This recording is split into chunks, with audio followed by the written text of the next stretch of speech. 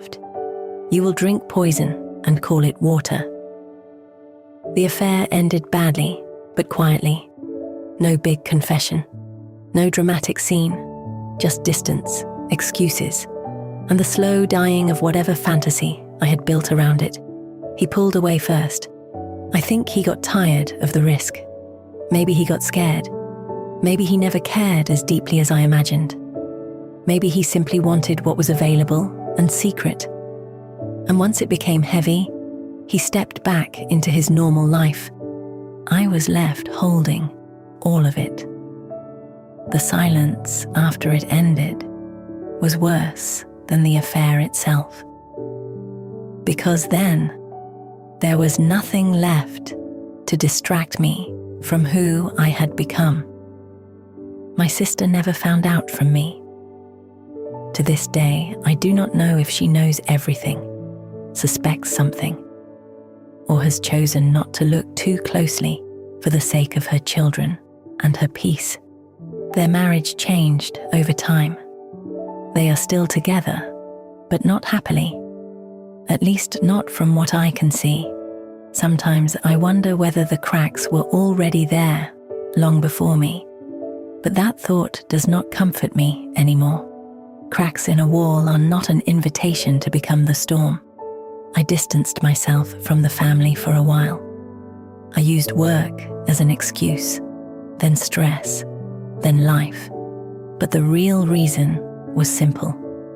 I could not bear being near the damage I had helped create. My sister once called me during that period and asked very gently if I was okay. She said, "You've been far from us."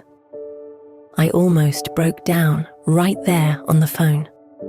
The kindness in her voice made me feel smaller than anger ever could have. I wanted to confess everything. I wanted to say, "No, I'm not okay. I have done something unforgivable.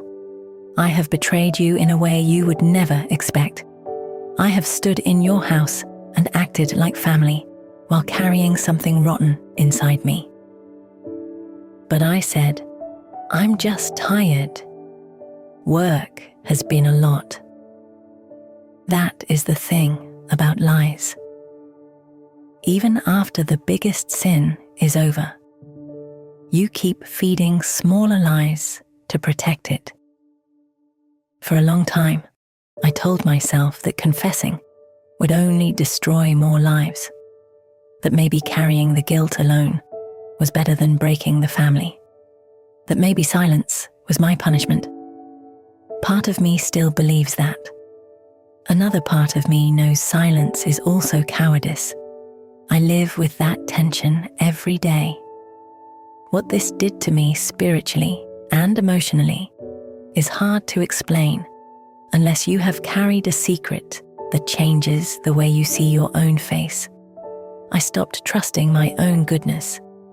I stopped believing compliments when people called me kind, loyal, wise.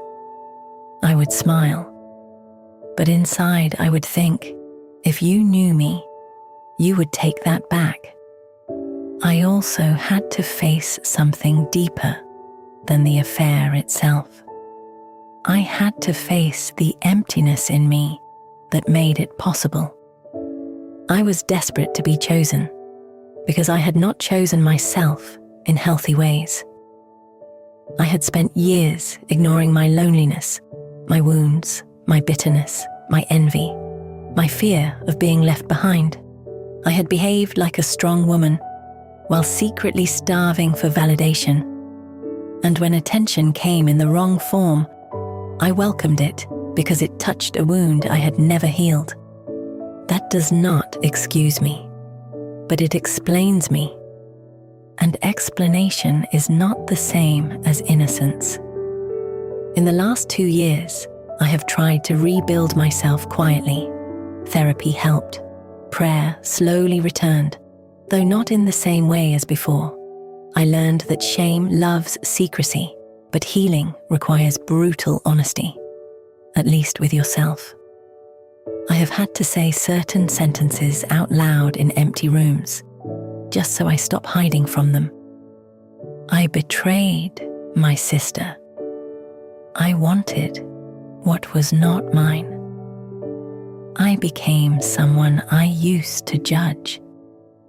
Those sentences stripped me, but they also began to free me.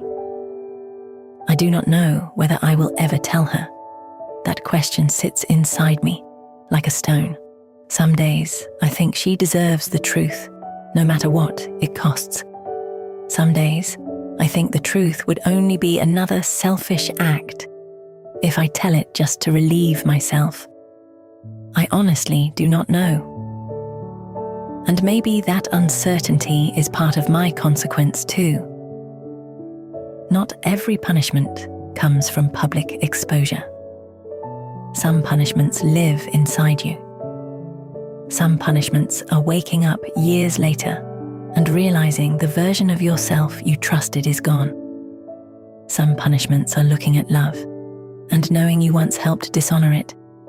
Some punishments are understanding, too late, that being lonely never gave you the right to become cruel.